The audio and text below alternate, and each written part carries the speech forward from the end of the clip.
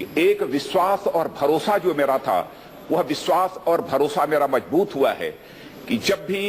कोई बड़ी चुनौती हमारे देश के सामने खड़ी होगी तो लोग अपने सारे मतभेदों को भुलाकर उस चुनौती का मुकाबला करने के लिए एकजुट होकर खड़े होंगे। एक विश्वास मेरे अंदर यह पैदा हुआ है। मैं जानता हूं कि कश्मीर में जिस प्रकार के इस समय हालात हैं, उसको लेकर सबके मन में पीड़ा हुई है और सभी की पीड़ा के साथ मैं भी अपनी पीड़ा को संबद्ध करना चाहता हूं।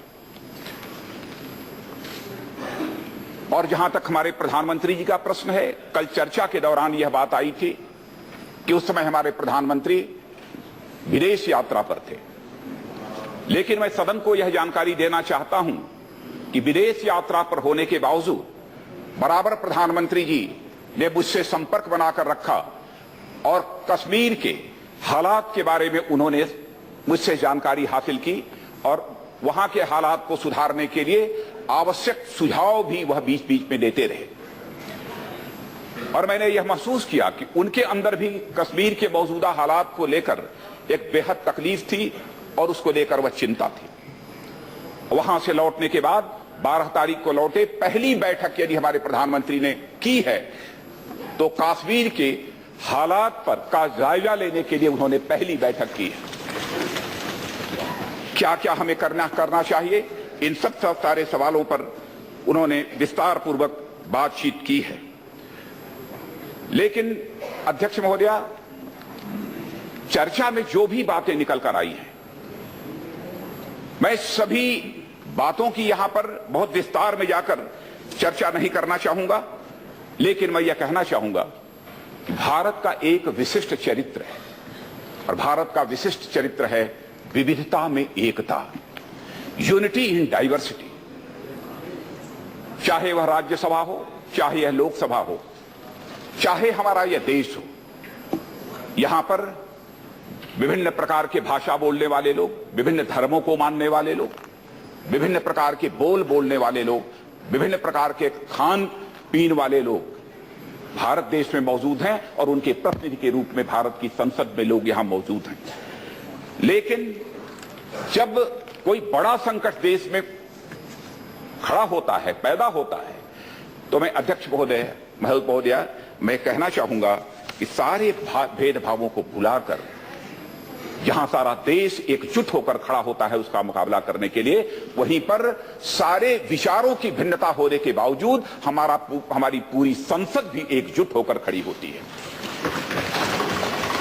जम्मू कश्मीर का जहां तक सवाल है, हम लोग यह मानते हैं कि जम्मू कश्मीर यह भारत का मुकुट है और जम्मू कश्मीर के संबंध में मैं अमीर खुसरो के एक उक्ति का यहां पर उल्लेख मैं करना चाहूंगा। उन्होंने कहा था कि इस दुनिया की जमीन पर सचमुच यदि स्वर्ग के समान कोई जगह है तो उस जगह का नाम है कश्मीर। और उन्होंने कहा, गर फिरदौस बररुए जमीन अस्त हमीन अस्त हमीन अस्त हमीन अस्त, यानी दुनिया की जमीन पर सचमुच यदि स्वर्ग के समान कोई धरती है तो वह कश्मीर की धरती है। यह जो है अमीर खुसरो ने कहा। लेकिन इस सच्चाई को भी कोई नकार नहीं सकता है अध्यक्ष महोदया कि हमारे पड़ोसी की एक बुरी नजर हमारी इस कश्मीर जो स्वर्ग के समान है उसे लग गई है। लेकिन मैं पूरी तरह से आश्वस्त हूं, संसद के दोनों सदनों के माननीय सदस्यों के मूड को देखने के बाद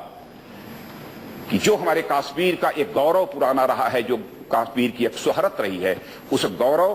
और शोहरत को पुनः बहाल करने में हम निश्चित रूप से कामयाबी हासिल करेंगे। इस हकीकत को कोई नकार नहीं सकता है कि आज कश्मीर के जो हालात हैं उनको बिगाड़ने में यदि किसी की अहम भूमिका है तो हमारे पड़ोसी की भूमिका है, इसको कोई नकार नहीं सकता है अध्यक्ष महोदया। और वह हमारा पड़ोसी जो कि मजहब के नाम पर भारत के विभाजन के बाद जो हमसे अलग हुआ था, हम लोगों ने सोचा था मजहब के नाम पर भारत के विभाजन की मांग की जा रही है, शायद मजहब के आधार पर भारत का विभाजन हो जाए और सब लोग अपने अपने तरफ से अपनी जिंदगी जिएंगे और जो भी मुल्क मिलेगा उस मुल्क के विकास के लिए वह जो कुछ भी हो सकता है वह करेंगे। वैसे मैं जानता हूं कि मेजॉरिटी उस समय की हिंदुस्तान की यह नहीं चाहती थी कि भारत का यह विभाजन होना चाहिए, लेकिन भारत का विभाजन हुआ। लेकिन उसके बावजूद आज हमारा पड़ोसी किस प्रकार की नापाक हरकतें कर रहा है, भारत को डिस्टेबलाइज करने की कोशिश कर रहा है। और मैं दो टूक शब्दों में कहना चाहता हूं कि भारत में यदि आतंकवाद है तो वह पाकिस्तान के द्वारा स्पॉन्सर्ड आतंकवाद है, अध्यक्ष महोदय। और वह पाकिस्तान जो